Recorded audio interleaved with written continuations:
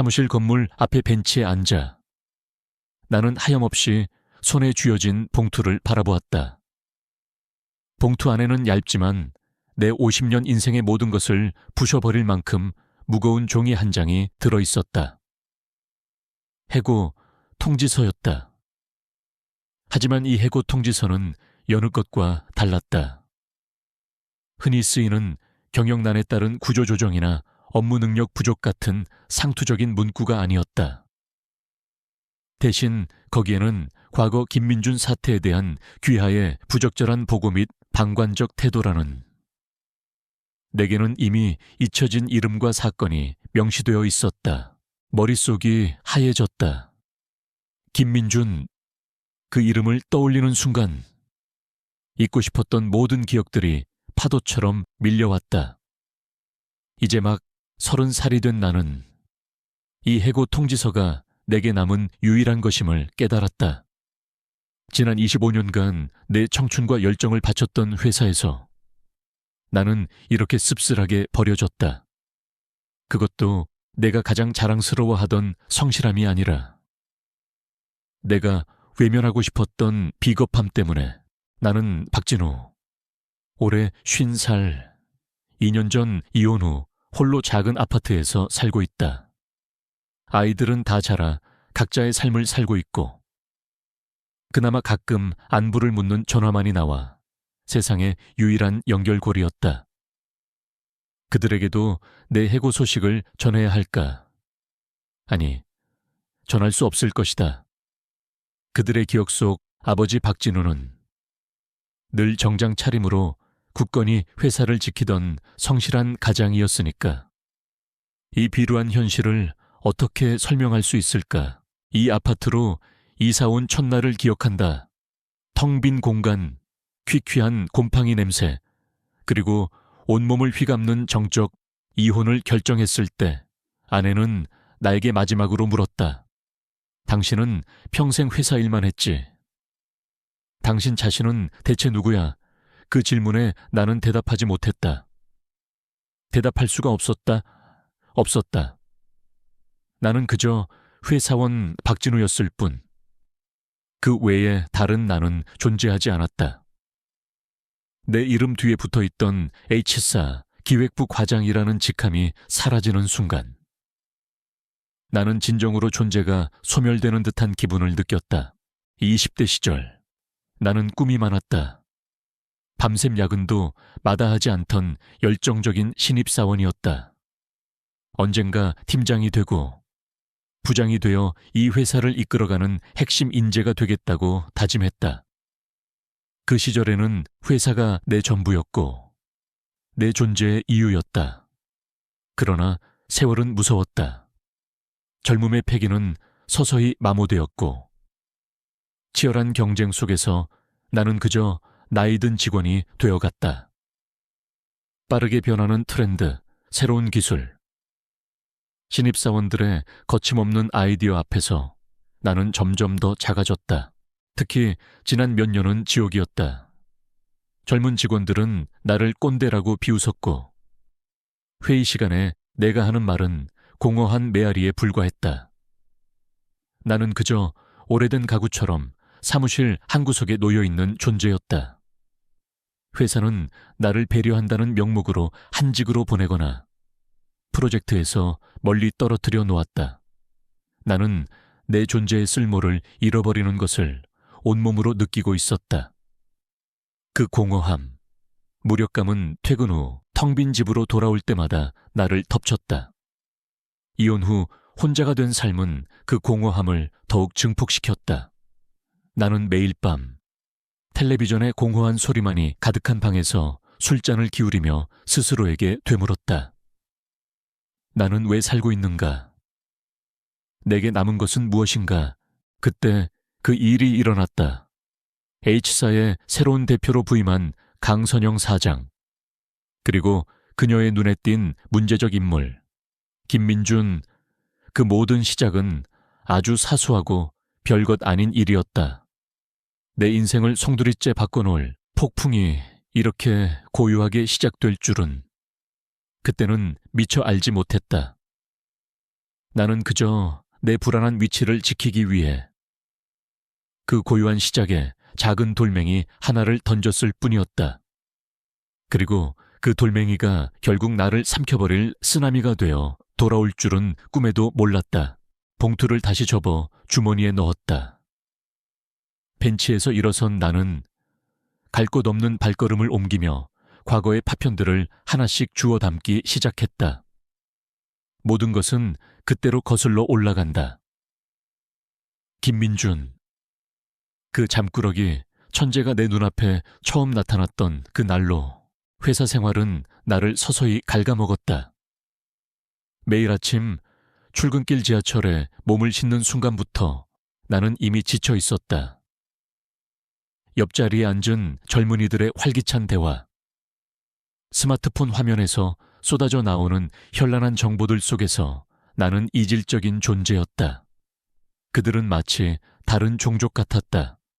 그들의 열정과 속도를 나는 더 이상 따라갈 수 없었다. 나는 그저 내 자리에서 조용히 아무 문제도 일으키지 않고 은퇴하기를 바랄 뿐이었다. 그게 내가 내 스스로에게 남겨둔 마지막 자존심이었다. 기획부 사무실은 늘 젊은 에너지로 가득 차 있었다. 새로운 아이디어, 끊임없는 브레인스토밍, 그리고 밤늦도록 이어지는 열정적인 토론들. 나는 그 모든 것에서 한 발짝 물러나 있었다. 그들의 대화는 내게 암호처럼 들렸고, 그들의 야근은 나에게는 그저 무의미한 에너지 낭비로 보였다. 나는 그저 주어진 업무, 이미 정해진 틀 안에서의 보고서, 작성만이 내가 할 수 있는 일이라고 생각했다. 그렇게 나는 스스로를 구세대라는 벽 안에 가두었다. 그런데 어느 날 그 벽에 작은 균열이 생겼다. 그 균열의 이름은 김민준이었다. 김민준은 입사 초기부터 화제였다. 서류 전형과 면접에서 역대급 점수를 받았다며 사내 게시판에는 그의 IQ 500에 대한 소문이 파다했다. 그는 그야말로 천재라는 딱지를 달고 우리 기획부에 배정되었다.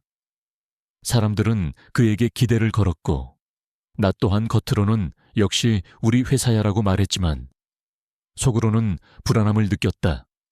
저런 천재가 들어와 내 자리를 위협하면 어쩌나 하는 막연한 두려움. 그러나 그의 행동은 모두의 기대를 배신했다.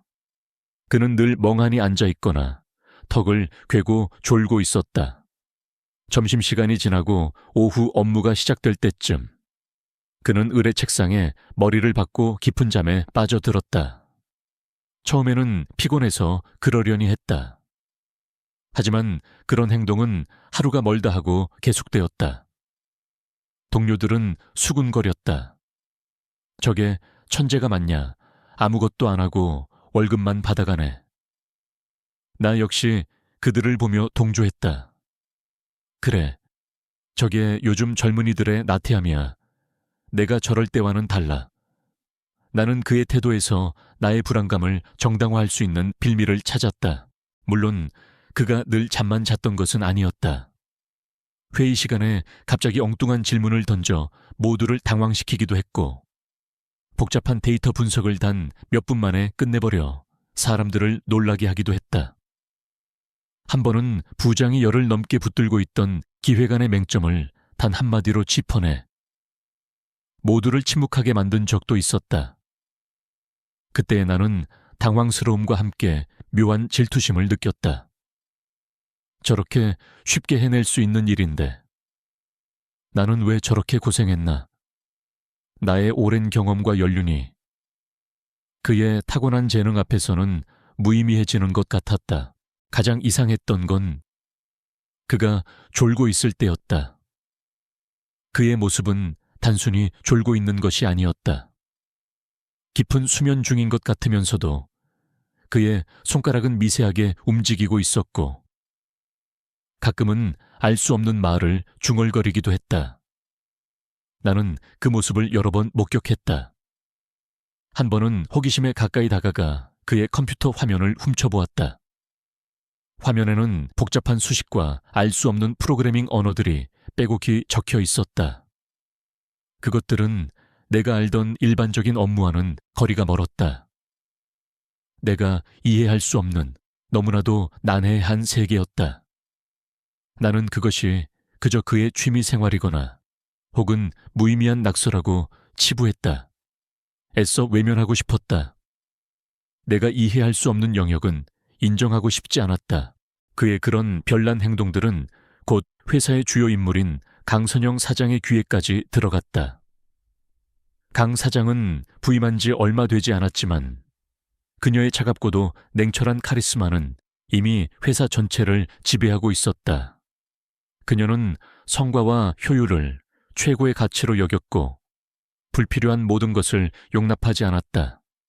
잠을 자는 직원을 그녀가 가만히 둘 리 없었다. 나는 그 사실을 잘 알고 있었다. 그리고 내 안에 숨어있던 비겁한 욕망이 서서히 고개를 들기 시작했다. 나는 그에게 다가가 충고를 하거나 그의 행동을 이해하려고 노력하지 않았다. 대신 그를 나의 불안을 해소할 희생양으로 삼기로 했다. 저런 직원이 나가야 내가 더 오래 버틸 수 있어 라는 이기적인 생각이 내 머릿속을 가득 채웠다. 나의 오랜 경험과 성실함이 빛을 발할 기회가 드디어 온 것이라고 생각했다. 강선영 사장에게 나는 그 잠꾸러기 천재가 아닌 진정으로 회사에 필요한 존재라는 것을 증명할 수 있는 기회, 내 존재 가치를 다시 한번 증명할 수 있는 절호의 기회라고 착각했다. 나는 그때 깨달았어야 했다. 그의 게으름이 진짜 게으름이 아니었음을, 그의 졸음이 단순히 잠이 아니었음을. 하지만 나는 눈을 감았다. 애써 외면했다. 내 눈에 보이는 것은 오직 나의 불안과 욕망뿐이었다. 그리고 그 욕망은 나를 늪으로 끌고 들어갈 덫이 되었다. 나는 그 덫이 달콤한 꽃길인 줄 착각하며 한 발짝씩 다가섰다. 내 삶의 빈 공간은 나이가 들수록 더욱 넓고 깊어졌다. 이혼 후 혼자가 된 나는 퇴근 후 텅 빈 아파트에 들어설 때마다 숨이 막히는 것 같았다. 텔레비전에서 나오는 소란스러운 소리만이 유일한 동반자였다. 늦은 밤 맥주캔을 따는 소리는 유난히도 크게 들렸고 그 소리가 멎으면 다시 정적이 찾아왔다. 나는 그 정적 속에서 나 자신과 마주해야만 했다. 나는 누구인가? 나는 무엇을 위해 살고 있는가? 직장에서의 나는 젊은 직원들에게는 그저 자리만 차지하고 있는 고인물이었다. 나는 더 이상 그들의 대화에 낄 수 없었고 그들의 열정에는 미치지 못했다. 존재감 없는 투명 인간이 되어가는 기분이었다. 나는 그런 현실에서 벗어나고 싶었다. 다시 한번 누군가에게 인정받고 싶었다. 내가 아직 쓸모있는 사람이라는 것을 증명하고 싶었다. 그러던 어느 날, 나는 그 해답을 강선영 사장에게서 찾았다. 그녀는 나보다 훨씬 어렸지만 그 어떤 남자 상사보다도 냉철하고 카리스마 넘치는 인물이었다. 그녀의 말 한마디, 눈빛 하나에 회사 전체가 움직였다. 그녀는 성과에 목말라 있었고 비효율을 가장 혐오했다. 나는 그녀의 그런 모습에서 나의 젊은 시절을 보았다.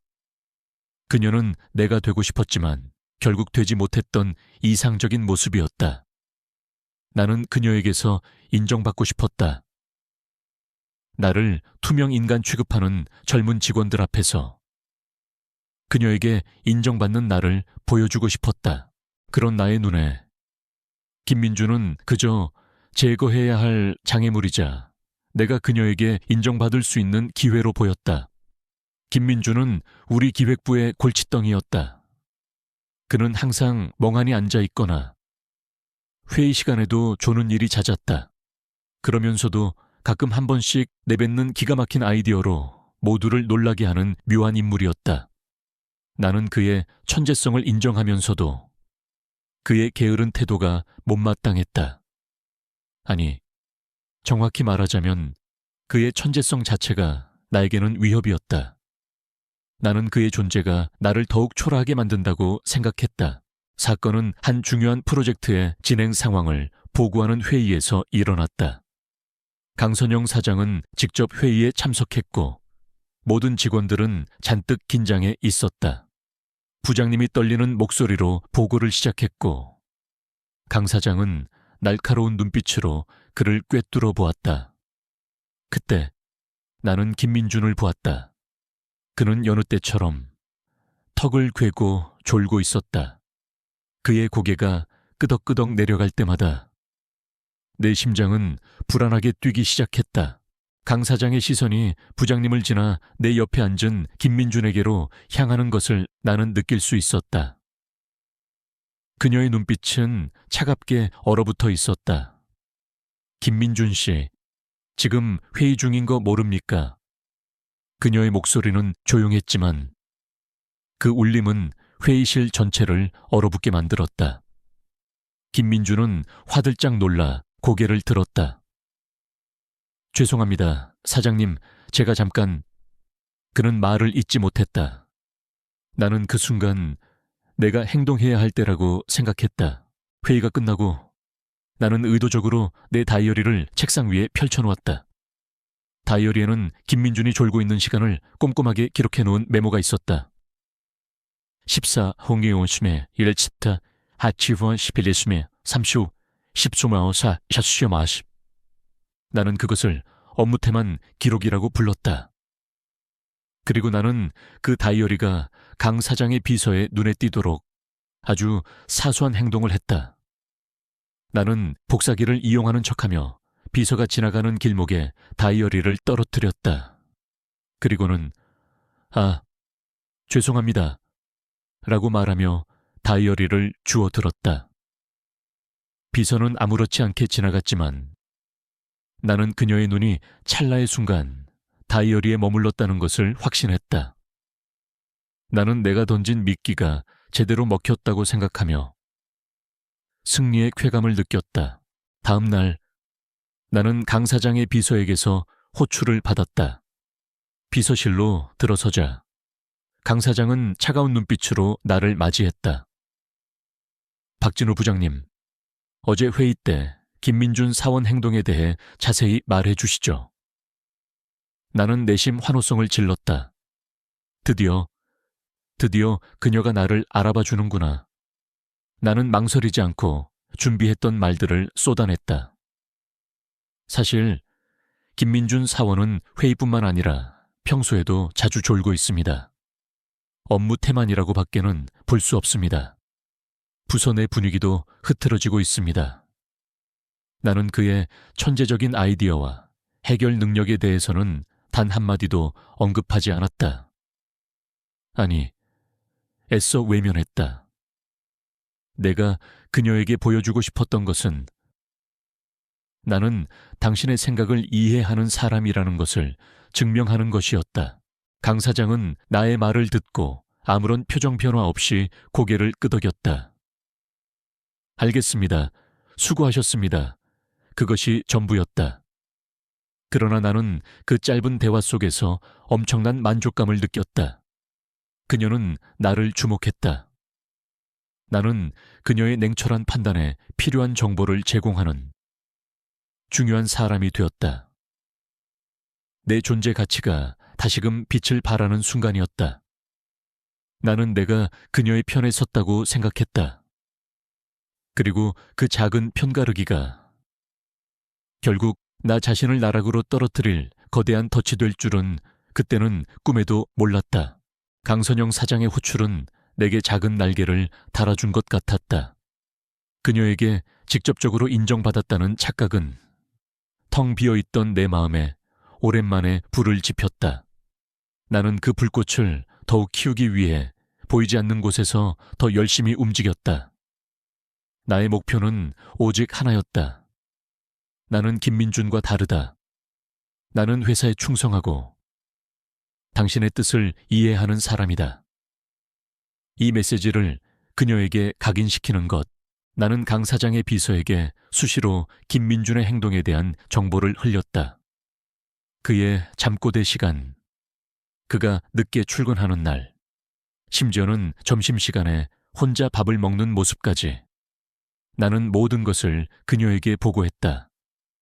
물론 그의 뛰어난 업무 능력이나 번뜩이는 아이디어에 대해서는 철저히 침묵했다. 그 침묵은 내게는 일종의 자기방어였다. 그의 재능을 인정하는 순간 나의 보잘것없는 위치가 더욱 초라해질 것만 같았다. 나는 애써 외면하며 나만의 진실을 만들어갔다. 강 사장의 눈빛은 점점 더 차가워졌고 김민준을 향한 압박은 눈에 띄게 심해졌다. 그녀는 우리 부서 회의 때마다 김민준을 노골적으로 질책했다. 김민준 씨, 혹시 다른 일이라도 하고 있습니까? 업무 시간에 졸고 있다는 보고를 자주 받습니다만.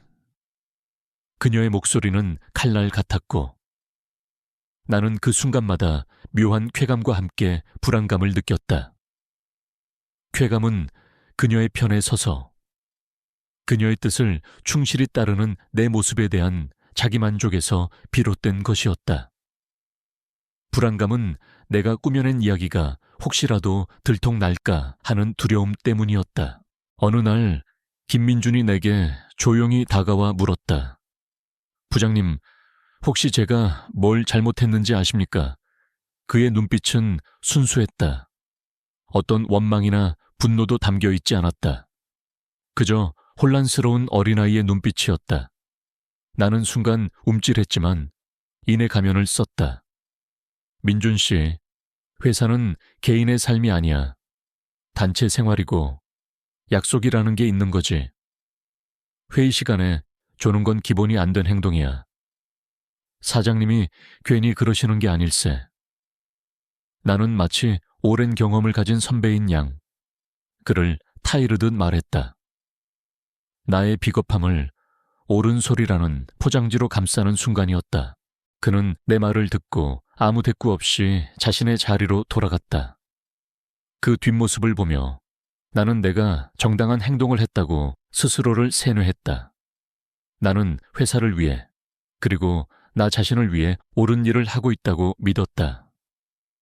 그의 문제적 행동을 바로잡아주는 것이 나의 의무라고 합리화했다.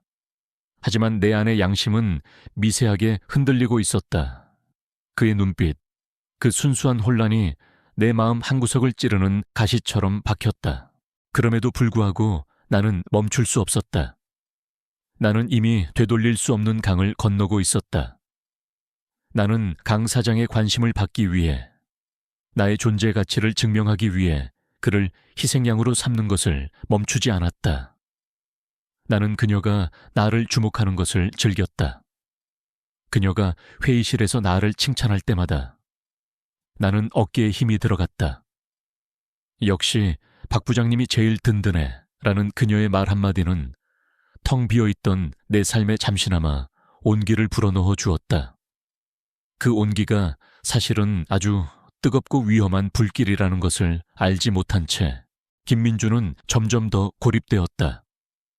동료들은 그를 피하기 시작했고 부서 내 분위기는 싸늘해졌다. 그는 자신의 자리에서 홀로 묵묵히 컴퓨터 화면을 바라볼 뿐이었다. 나는 그의 고립을 보며 연민보다는 안도감을 느꼈다. 이제야 내 위치가 안전해졌구나 라는 이기적인 생각만이 머릿속을 가득 채웠다. 나는 내가 옳은 길을 가고 있다고 믿었고 그 믿음은 나를 점점 더 깊은 수렁으로 끌고 갔다. 내가 쥐고 있던 칼날은 다른 사람을 겨누는 줄 알았지만 사실은 나 자신을 향하고 있었다. 그 칼날의 날카로운 끝이 내 목덜미를 스치고 있다는 것을 나는 그때는 전혀 깨닫지 못했다. 긴장감과 불안감이 뒤섞인 나날이 계속되던 어느 날 강선영 사장은 드디어 결단을 내렸다. 평소와 다름없는 화요일 오후 전체 부서 회의가 소집되었다. 회의실 안에는 무거운 공기가 감돌았고 모두가 다음 발표자가 누구일지 혹은 어떤 질책이 이어질지 촉각을 곤두쓰고 있었다. 나는 내심 오늘이야말로 무언가 결정이 날 것이라는 예감을 하고 있었다. 그리고 그 예감은 틀리지 않았다. 강 사장은 아무런 서론 없이 본론으로 들어갔다. 그녀의 목소리는 차갑고 단호했다. 여러분, 저는 이 자리에서 더 이상 업무 효율을 떨어뜨리는 비효율적인 요소를 두고 볼 수 없다는 것을 분명히 말씀드립니다. 기업은 오직 성과로 말하는 곳입니다. 김민준 사원. 그녀의 목소리가 멈추자 모든 시선이 김민준에게로 향했다. 그는 그 순간에도 고개를 숙이고 자신의 책상을 바라보고 있었다. 오늘부로 김민준 사원은 우리 회사와 함께할 수 없게 되었습니다. 공식적으로 해고 통보를 합니다. 그녀의 말이 끝나자 회의실은 정적에 휩싸였다. 모두가 놀란 눈치였다. 해고는 모두가 예상했던 일이었지만 이렇게 공식적인 자리에서 발표될 줄은 몰랐던 것이다. 나는 내심 안도했다. 마침내 골칫덩이가 사라지는구나. 나는 나의 위치가 더욱 확고해졌다고 생각했다. 강 사장은 이 모든 과정을 지켜보던 내게 짧은 눈길을 보냈다. 그 눈빛은 당신 덕분입니다. 라고 말하는 것 같았다. 나는 승리감에 젖어들었다. 그러나 나의 쾌감은 그리 오래가지 않았다. 김민주는 그 순간에도 아무런 반발이나 변명도 하지 않았다. 그는 그저 고개를 들어 강 사장을 잠시 바라보았을 뿐이었다. 그의 눈빛은 텅 비어 있는 듯했다. 분노도, 슬픔도, 원망도 찾아볼 수 없는 너무나도 고요한 눈빛이었다. 마치 자신이 해고 통보를 받은 것이 아니라 먼 발치에서 다른 사람의 이야기를 듣고 있는 사람처럼. 나는 그 눈빛을 보고 이상한 불안감을 느꼈다. 저 사람은 대체 무슨 생각을 하고 있는 걸까? 회의가 끝나고 인사팀 직원들이 조용히 김민준에게 다가가 절차를 안내했다. 그는 아무 말 없이 자신의 짐을 챙기기 시작했다. 그의 책상 위에는 특별한 물건이 없었다. 책 몇 권과 펜 한 자루, 그리고 텀블러가 전부였다. 그는 자신의 물건들을 작은 상자에 담고 동료들에게 작별 인사를 건넸다. 그동안 감사했습니다. 그의 목소리는 차분했고 그 어떤 감정도 섞여 있지 않았다.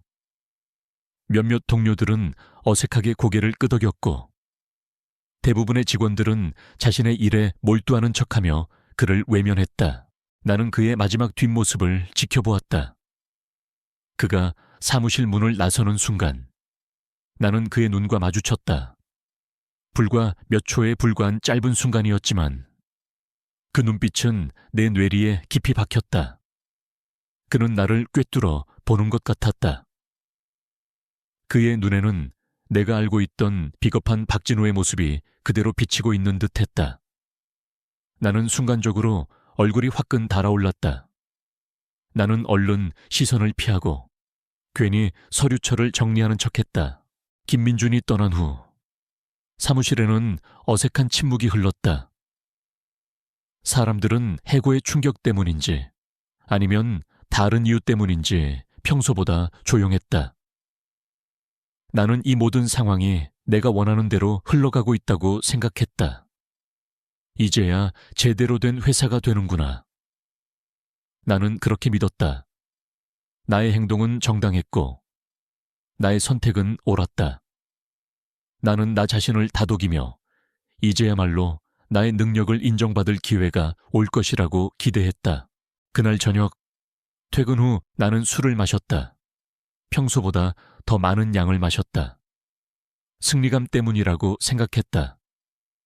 그러나 깊은 밤, 잠자리에 들었을 때 나는 악몽을 꾸었다. 꿈속에서 김민주는 아무 말 없이 나를 뚫어지게 쳐다보고 있었다. 그의 텅 빈 눈빛은 나를 향해 왜 나를 그렇게 만들었습니까? 라고 묻는 것 같았다. 나는 그의 물음에 대답하지 못하고 땀을 흘리며 잠에서 깼다. 나는 그날 밤 내가 했던 행동이 결국 내 스스로의 양심에 돌이킬 수 없는 상처를 남겼다는 것을 어렴풋이 깨달았다. 하지만 나는 그 깨달음을 애써 외면했다. 내 쾌감은 너무 달콤했고 나의 불안은 아직은 너무 미미했다. 나는 나의 비겁한 행동이 가져올 진짜 파멸을 그때는 전혀 알지 못했다. 김민준이 떠난 후 사무실은 겉보기에는 평온해졌다. 더 이상 누군가 졸고 있다는 이유로 분위기가 싸늘해지거나 사장의 날카로운 질책이 쏟아지는 일도 없었다. 나는 그 평온함이 내가 가져온 결과라고 생각하며 뿌듯해했다. 역시 썩은 가지는 잘라내야 하는 법이지. 나는 스스로를 그렇게 칭찬했다. 그러나 그 평온함은 얼마 지나지 않아 깨지기 시작했다. 가장 먼저 문제가 발생한 것은 우리가 담당하고 있던 핵심 프로젝트들이었다. 김민준이 담당했던 혹은 그가 관여했던 부분들에서 예상치 못한 오류와 난관이 발생하기 시작했다. 단순한 버그가 아니었다. 전체 시스템의 근간을 흔드는 복잡하고 난해한 문제들이었다. 동료들은 밤샘 야근을 하며 문제 해결에 매달렸지만 해답을 찾지 못했다. 우리는 마치 거대한 밀에 갇힌 것처럼 헤매고 있었다. 처음에는 누구든 할 수 있는 일이라고 생각했다. 나는 부서원들을 독려하며 김민준이 없어도 우리는 충분히 해낼 수 있다고 외쳤다. 그러나 현실은 달랐다. 김민준이 작성했던 코드, 그가 설계했던 로직들은 우리가 이해할 수 없는 수준이었다. 그의 흔적은 마치 천재가 남긴 암호 같았다. 우리는 그 암호를 해독하지 못했고 프로젝트는 점점 더 지연되었다. 강선영 사장의 얼굴에는 점점 더 그늘이 드리워졌다. 그녀는 매일 아침 우리 부서를 찾아와 프로젝트 진행 상황을 직접 확인했다. 그녀의 눈빛은 내가 알던 냉철함이 아니라 초조함과 분노로 가득 차 있었다. 그녀는 우리에게 대체 문제가 무엇이냐고 추궁했지만 우리는 대답할 수 없었다. 저희가 해결할 수 있는 부분은 아닌 것 같습니다. 라고 말하는 동료의 목소리는 힘이 없었다. 그럴 때마다 강 사장의 시선은 내게로 향했다. 나는 그녀의 시선에서 당신은 대체 뭘 한 겁니까? 라는 무언의 질책을 읽었다. 나는 불안해지기 시작했다. 내가 한 행동이 단순한 썩은 가지 잘라내기가 아니었음을 어렴풋이 깨달았다. 그는 그저 잠을 자는 것이 아니었다.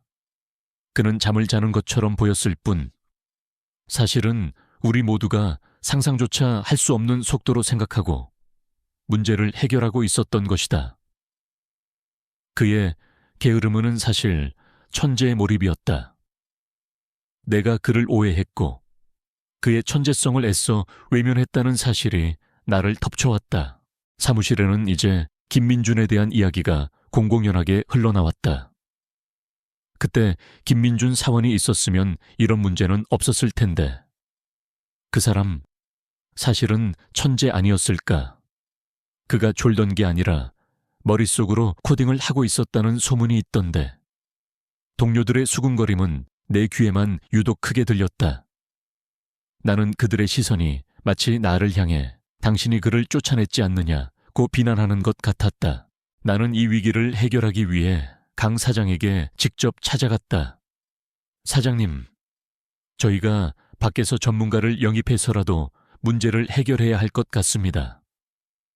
나의 제안에 그녀는 차가운 눈빛으로 나를 꿰뚫어 보았다. 박 부장님, 이 문제는 외부인이 해결할 수 있는 문제가 아닙니다. 그건 이 프로젝트의 핵심을 이해하는 사람만이 풀 수 있는 암호와 같습니다. 그 암호를 풀 수 있었던 사람은 김민준 씨 뿐이었겠죠. 그녀의 목소리에는 깊은 후회와 자책이 담겨 있었다. 그리고 그 후회와 자책은 내게로 향하는 칼날이 되었다. 나는 나의 역할을 되새겼다. 나는 그녀의 눈에 들기 위해, 나의 불안을 해소하기 위해 김민준에 대한 부정적인 정보를 제공했다. 내가 만든 작은 거짓말들이 회사의 큰 위기로 돌아온 것이다. 나는 이제 더 이상 그녀의 든든한 조력자가 아니었다. 그녀는 나를 이 모든 불행의 시작을 알린 불운의 전령으로 바라보기 시작했다. 나는 밤잠을 설쳤다. 꿈속에서 김민준의 텅 빈 눈빛이 계속해서 나를 쫓아다녔다. 그는 아무 말도 하지 않았지만 그의 존재 자체가 내게는 거대한 무게감으로 다가왔다. 나는 그를 깎아내리고 그를 내쫓음으로써 나의 불안을 해소하려 했지만 결국에는 더 큰 불안과 공허 한만을 얻었다. 나는 내가 파놓은 함정에 내가 스스로 빠져버렸다는 것을 깨달았다. 하지만 이미 늦었다. 내가 했던 모든 행동들은 이미 돌이킬 수 없는 결과로 이어지고 있었다. 회사는 마치 거대한 배가 침몰하는 것처럼 서서히 가라앉고 있었다. 김민준이 떠난 자리는 단순히 한 직원의 부재가 아니었다. 그것은 우리 회사의 미래를 책임질 핵심 엔진이 사라진 것과 같았다. 나는 그 엔진에 기름 대신 모래를 뿌린 사람이었다. 나의 불안감은 현실이 되어 돌아왔고 매일 아침 출근하는 길은 형벌을 받는 것처럼 고통스러웠다. 경쟁사들은 우리가 멈춘 사이 김민준의 아이디어와 유사한 기술을 시장에 내놓기 시작했다. 그들의 기술은 혁신적이었고 우리 고객들은 그들에게로 빠르게 이동했다. 우리는 그저 그 모습을 속수무책으로 지켜볼 수밖에 없었다. 회사 내에는 이미 김민준에 대한 소문이 파다했다. 그는 단순히 졸던 직원이 아니라 멍하니 생각하는 것을 통해 우리 회사의 미래를 설계하고 있었다는 것이다. 그의 잠은 사실 보통 사람의 열을 치야근에 해당하는 집중의 시간이었다는 이야기가 돌았다. 나는 그 소문을 들을 때마다 심장이 철렁 내려앉았다. 내가 진실을 외면하고 나만의 편견으로 한 사람을 내쫓았다는 사실이 선명해졌기 때문이다. 강선영 사장은 점점 더 차갑고 날카로워졌다. 그녀는 이제 더 이상 회의에서 나를 칭찬하지 않았다. 오히려 그녀의 시선은 나를 향할 때마다 질책과 의심으로 가득 차 있었다. 나는 그녀의 눈빛을 피하기 위해 노력했다. 그녀의 눈빛은 나의 비겁함과 이기심을 꿰뚫어 보는 것 같았고 나는 그녀에게서 멀어지고 싶었다. 그러나 그녀는 나를 놓아주지 않았다. 어느 날 그녀는 나를 호출해 말했다. 박 부장님, 당신이 나에게 제공했던 정보에 대해 다시 한번 생각해보죠. 그가 정말 업무 시간에 태만한 것이었습니까? 당신은 그의 잠이 그저 게으름이라고 확신했습니까? 그녀의 질문은 마치 내 죄를 고백하라고 강요하는 것 같았다. 나는 머뭇거리며 대답했다. 사장님, 저는 제가 본 것을 말씀드렸을 뿐입니다. 그가 자주 졸았던 것은 사실입니다. 나의 목소리는 힘이 없었고 내 눈은 그녀의 시선을 피하려 허공을 헤매고 있었다. 그녀는 차가운 미소를 지었다. 그럼 당신은 왜 그의 천재적인 아이디어와 문제 해결 능력에 대해서는 한마디도 하지 않았습니까? 당신은 내가 그를 해고하는 데 있어 결정적인 영향을 미쳤습니다. 당신의 그 사실이 과연 전체의 사실이었을까요? 그녀의 말이 비수처럼 내 심장을 찔렀다. 나는 아무런 대답도 할 수 없었다. 그녀는 내가 무엇을 숨기고 있는지 정확하게 알고 있었다. 나의 작은 거짓말과 침묵이 결국 나를 향해 돌아오는 거대한 부메랑이 된 것이다. 밤마다 나는 악몽에 시달렸다. 꿈속에서 김민주는 내게 아무 말도 하지 않고 그저 텅 빈 눈빛으로 나를 바라보았다. 그의 눈빛은 당신은 나를 내쫓았지만 당신 자신도 결국 행복해질 수 없지 않느냐고 말하는 것 같았다. 나는 잠에서 깨어났을 때 온몸에 식은땀을 흘리며 공포에 질려 있었다. 내가 그의 삶을 망쳤다고 생각했지만 사실은 내가 나의 삶을 망치고 있었다는 것을 깨달았기 때문이다. 나는 과거의 기록들을 찾아보기 시작했다. 김민준이 남기고 간 프로젝트 문서, 그의 이메일, 심지어는 그가 끄적였던 낙서들까지. 그 낙서들 속에는 내가 알지 못했던 복잡한 수식과 기호들이 가득했다. 내가 무시하고 외면했던 그 모든 것들이 사실은 그의 천재성을 증명하는 증거들이었다. 나는 뒤늦게 그의 천재성을 이해하려 노력했지만 이미 모든 것은 늦었다. 나는 그가 남긴 암호를 해독할 능력이 없었다. 나는 그저 내가 얼마나 어리석고 비겁했는지를 깨닫는 것밖에는 할 수 없었다. 나는 이제 더 이상 회사에서 버틸 수 없게 되었다. 나는 동료들에게 외면당했고 상세에게는 불신을 받았다. 내가 그토록 원했던 인정은 비난으로, 존재감은 수치심으로 바뀌어 돌아왔다. 나는 내가 만든 덫에 완벽하게 갇혀버렸다. 내가 파놓은 구덩이에서 혼자 발버둥 치고 있는 기분이었다. 나는 이 모든 비극의 시작이 나의 이기적인 욕망 때문이었음을 뼈저리게 깨달았다. 하지만 그 깨달음은 나를 구원해주지 못했다. 오히려 나를 더욱 깊은 절망 속으로 밀어넣을 뿐이었다. 회사의 재정 위기는 걷잡을 수 없이 심각해졌다. 프로젝트 지연으로 인한 손실은 눈덩이처럼 불어났고 주요 고객사들은 줄줄이 이탈했다. 강선영 사장은 매일 임원들과의 회의를 거듭했지만 해결책은 보이지 않았다. 나는 그 회의실에 들어갈 자격조차 없었다. 나는 이제 그저 사무실 구석에서 초조하게 서류를 들추는 언제 잘릴지 모르는 불안한 존재일 뿐이었다. 결국 이사회는 사태의 원인을 밝히기 위한 내부 조사를 시작했다.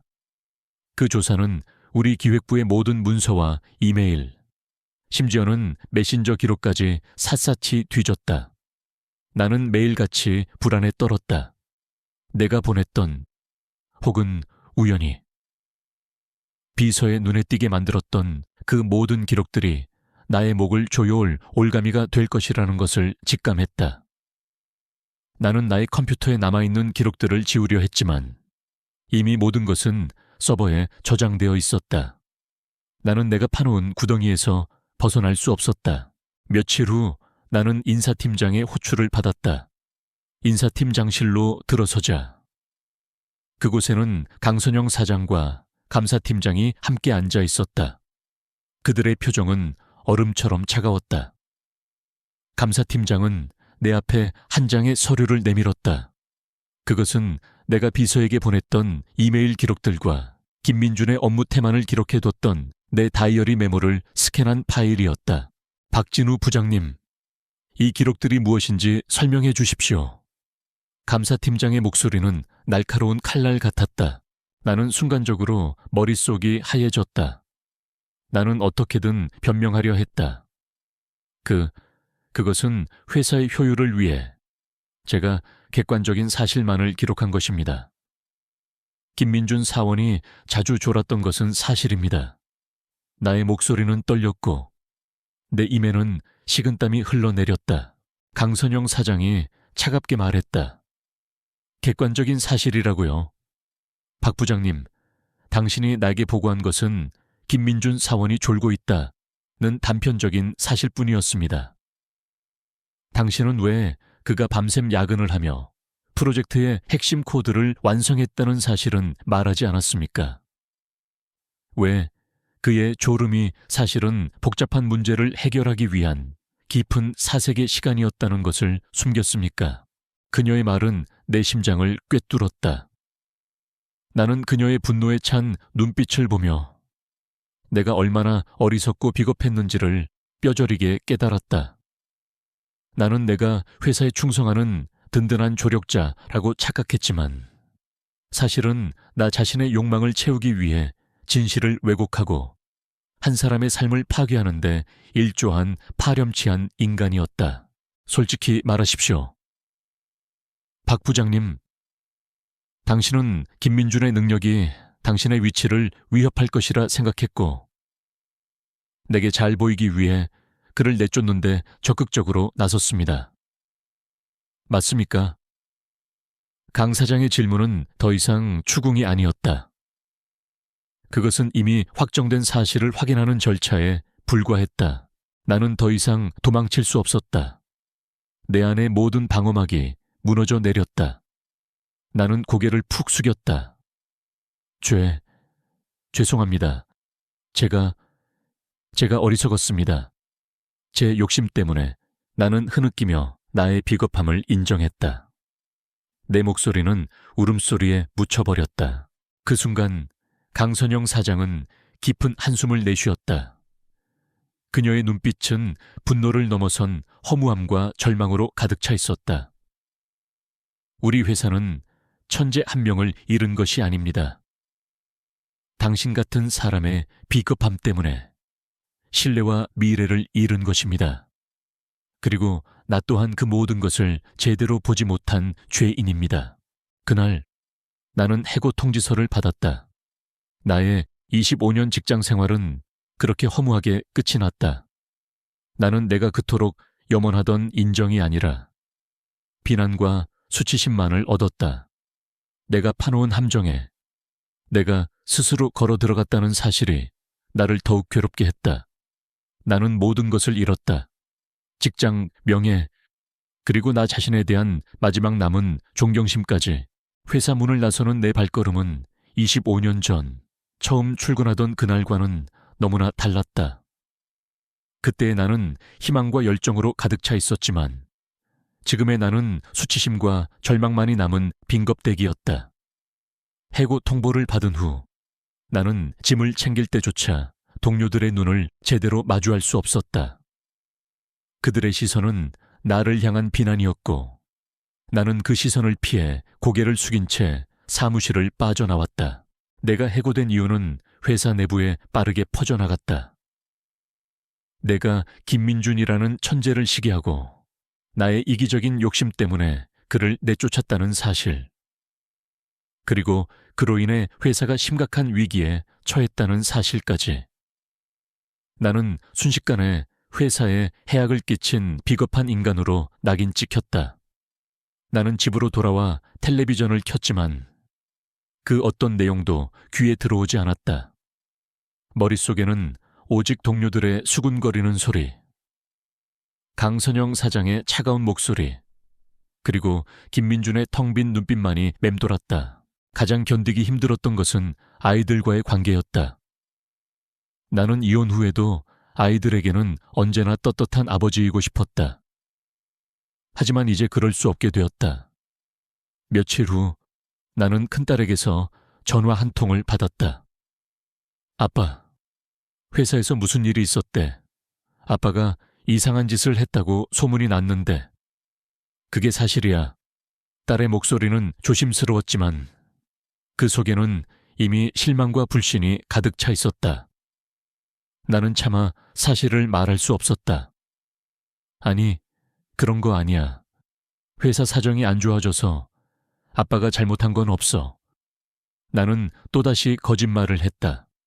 그러나 딸은 나의 말을 믿지 않는다는 것을 나는 직감적으로 알 수 있었다.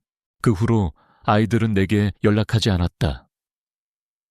몇 번이고 내가 먼저 전화를 걸었지만 그들은 전화를 받지 않거나 받더라도 바쁘니까 다음에 얘기하자는 짧고 차가운 말만을 남겼다. 나는 그들의 외면 속에서 내가 그들에게서마저 버림받았다는 것을 깨달았다. 내가 그토록 지키고 싶었던 가족이라는 울타리가 내 스스로의 비겁함 때문에 완전히 무너져 내린 것이다. 나는 완전히 혼자가 되었다.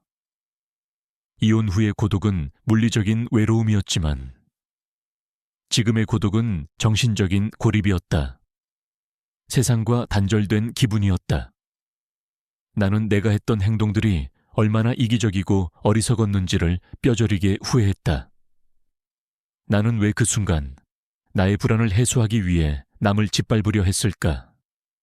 왜 김민준의 천재성을 인정하고 그를 도우려 하지 않았을까? 나의 욕심은 나를 나락으로 떨어뜨렸고 나는 이제 그 누구에게도 위로받을 수 없는 존재가 되었다. 나는 매일 밤 술에 의지해 잠들었다. 술에 취해 잠이 들면 꿈속에서는 늘 김민준이 나타났다. 그는 아무 말 없이 그저 나를 텅 빈 눈으로 바라보았다. 그 눈빛은 내게 당신은 모든 것을 잃었지만 그것은 오직 당신의 선택이었다고 말하는 것 같았다. 나는 그의 눈빛 속에서 나의 비겁함, 나의 이기심, 나의 모든 추악한 모습들을 보았다. 그리고 잠에서 깨어나면 현실의 고통은 꿈속의 고통보다 더 컸다. 며칠 뒤 나는 인터넷 기사에서 강선영 사장의 사임 소식을 접했다. 그녀는 회사의 재정 악화에 대한 책임을 지고 대표직에서 물러났다. 그녀가 떠나는 모습은 내게 큰 충격이었다. 그녀는 내가 그토록 동경했던 완벽하고 냉철한 리더였다. 그러나 그녀 또한 인간이었고 그녀의 실수 또한 회사의 존망에 영향을 미쳤다. 그녀의 사임은 내게 이 모든 비극의 책임이 나 한 사람에게만 있는 것이 아님을 보여주는 것 같았다. 그러나 그 사실은 나를 위로해주지 못했다. 오히려 내가 그녀와 함께 이 거대한 실패의 공범이 되었다는 사실만이 나를 짓눌렀다. 나는 이제 갈 곳이 없었다. 나의 모든 것은 회사에 묶여 있었고 회사를 잃은 나는 모든 것을 잃은 것과 같았다. 나는 내 인생의 마지막 남은 시간들을 내가 저지른 어리석은 행동을 후회하며 보내야만 했다. 나는 내가 그토록 싫어했던 무의미한 존재가 되었다. 나는 이제 완전히 혼자가 되었다. 텅 빈 아파트, 전화가 오지 않는 휴대폰, 그리고 갈 곳 없는 발걸음. 내가 50년 동안 쌓아왔다고 믿었던 모든 것들이 한순간에 모래성처럼 무너져 내렸다. 나는 매일같이 과거의 시간들을 되감으며 내가 무엇을 잘못했는지를 되묻고 또 되물었다. 모든 시작은 아주 사소하고 이기적인 욕망에서 비롯되었다.